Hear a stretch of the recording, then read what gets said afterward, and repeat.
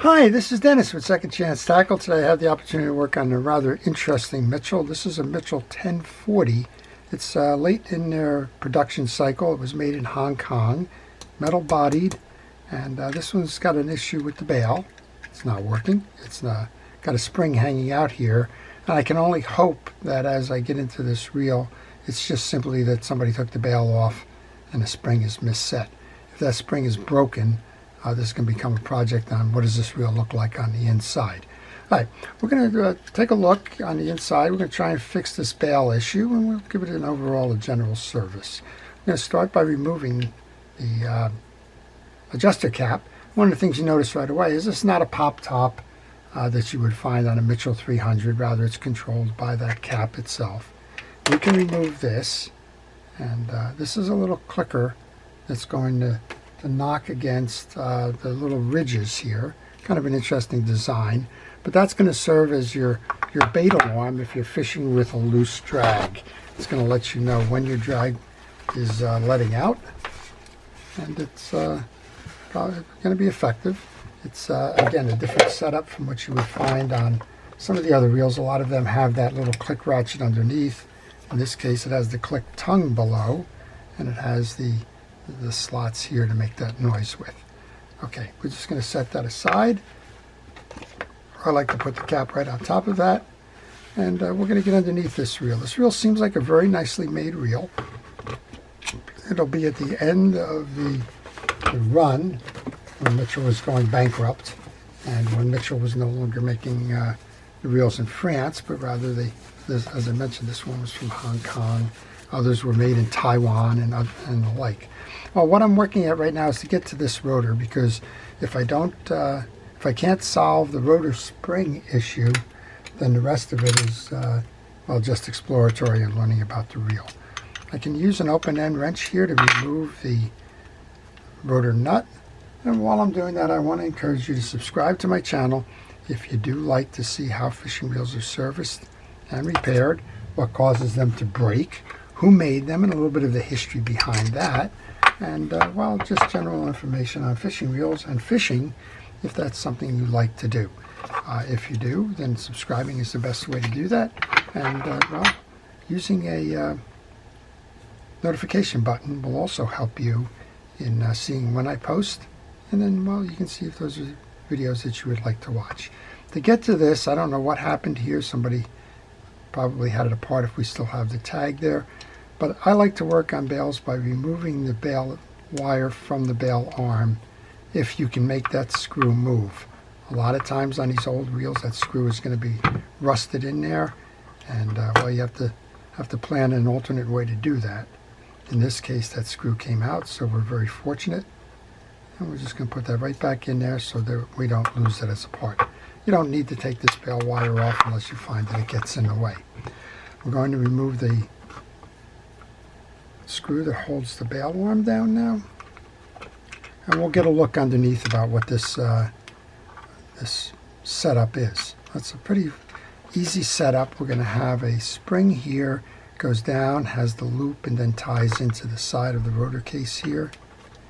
And I can just say that this one should be able to be repaired, because it doesn't appear that the spring is broken. I'm just going to take this off to check if it's broken, and also to show you how it's set up. So you can see it lodges into the coil. The coil has a right arm here. There's a hole in the rotor for that, and then up top here. I'm going to close this back up. I just wanted to show you that. It's a relatively easy fix once you sort of kind of know what you're doing, right? It's a compress, push down, and load type of a piece. Even if you are a little bit uncoordinated, you can still generally get it. So we'll just tie this up. You could actually try and put this piece in afterwards, but if you can do it ahead of time, go ahead. All right, here's this corresponding hole right here that spring belongs in. We're going to be able to put that spring into the hole.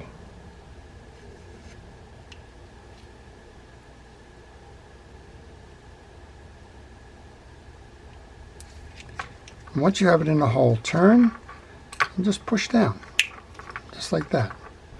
Seems simple enough, right? All right, so what I did was I pushed it, I loaded it properly, but I'm off kilter. And there is a little track in there, so you just need to pull that up again. Just move it over till you clear the bump. Now I've cleared the bump.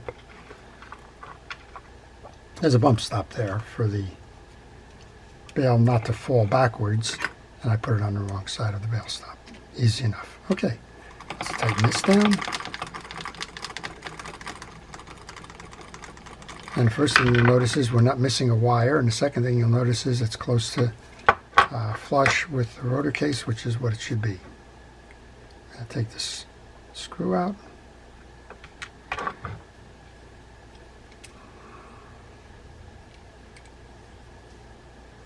Bring the bail arm around. Looks like this bail was bent terribly. That's probably what caused this thing. So you can just reshape your bail wire.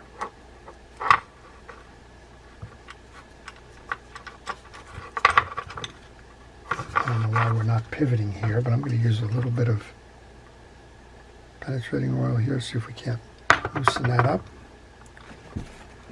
And this is always dangerous, so I'll warn you in advance about that. If you're working, as I mentioned, sometimes you're going to find that you get an issue with the screw sticking.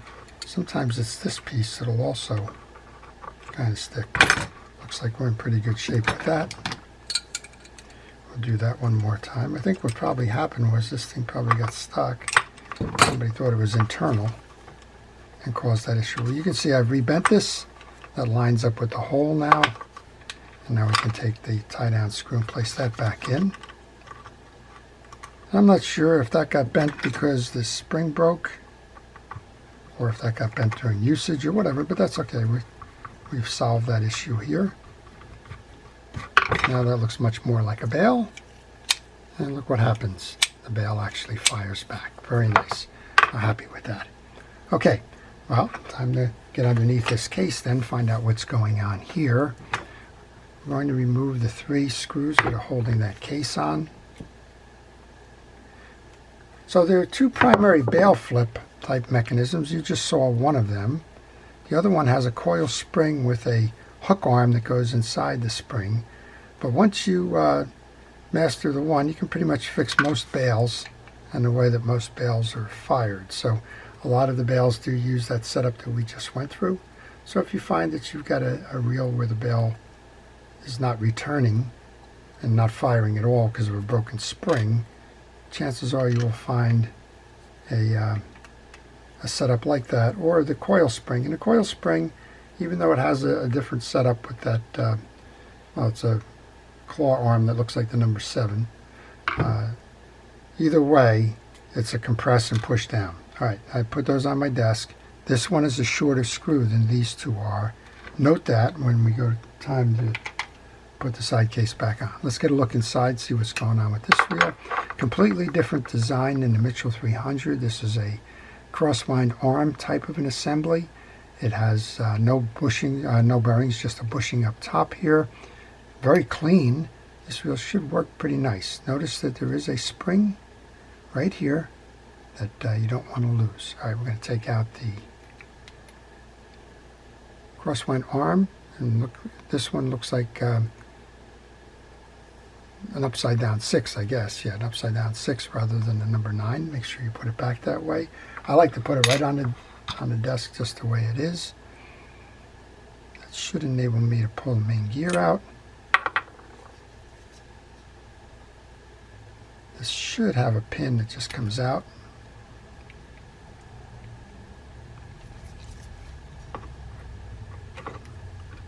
Then we can pull up and out on the axle shaft. And normally I would say clean it, but this one is very clean. I don't see any issues there at all. But because one of my viewers asked, why do I not put a cotton swab through the pinion gear on these reels, we'll go do that. Okay, Chris? There you go. All right. The reel itself is clean.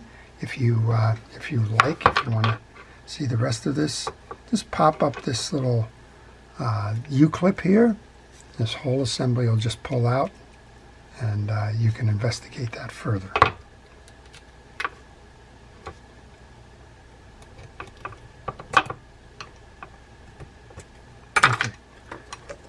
gear is clean. I'm turning all the teeth to make sure that they're uniform. I don't know what happened with this reel. Everything just either never had grease to begin with, or all the grease evaporated, but it didn't dry in the tracks or anything. Kind of an odd what's happened here sort of a thing. On the back, we can see it did have grease at some point. I'm going to use a little penetrating oil to get that grease loosened and wipe it off. I also like to use a bristle brush to pull through on those teeth to get any old grease that's in there out. I'm inspecting the teeth as I'm going along doing that. You want to check the ridges on this side, and you want to check the peaks this way, because the gear may be warped if you're having an issue with that. Once you do that, we can go ahead and take care of putting all of this together. Relatively simple reel to manage. No excuse as to why you shouldn't service this thing yourself or service it on a regular basis. Let's get some grease on the back there where it's going to go through. There are no ball bearings in this reel.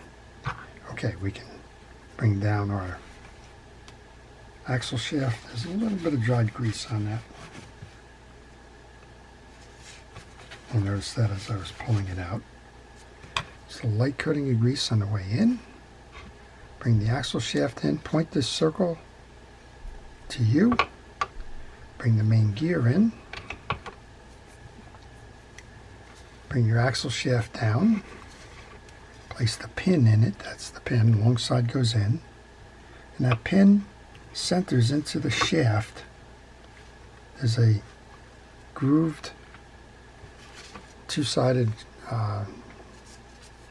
stamping in the case.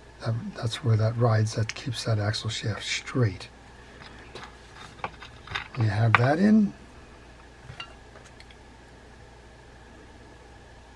A little bit of grease onto this. Remember we said it looked like the upside down 6. Let's get that on there.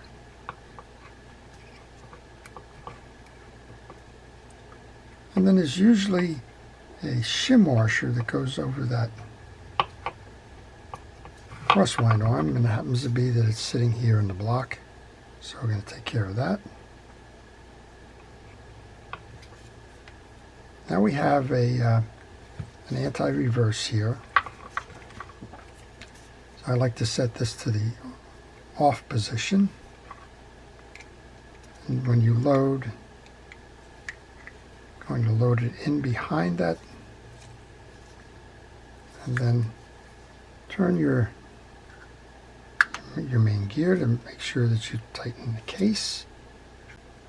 When you're satisfied that the anti-reverse is working, go to your tray and get those 3 screws. The 2 long ones we said go into the far side of the case here. Seems like this camera's banged up for some reason. See if we can't center that a little bit better. The 2 long ones go into the far side of the case. The short one goes onto the arm side. Take the short one now, put that in here. So we had a couple of issues going here, mostly dried grease and oils, but we didn't even know how the reel would perform because the bail was so out of kilter. We fixed that. We've taken the time to lubricate the inside, make sure it was clean, checked all the pieces and parts. This is a good baseline reel, and don't worry that it doesn't have bearings. A lot of the Mitchell reels didn't have bearings, including the the famous Mitchell 300 did not have bearings. So don't be afraid to think that it's a poorly made or an inappropriate reel because of that. Okay, we're on with that. I have a washer that goes on the top here.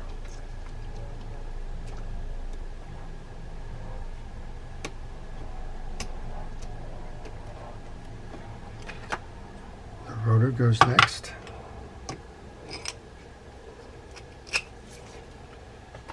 The rotor nut goes.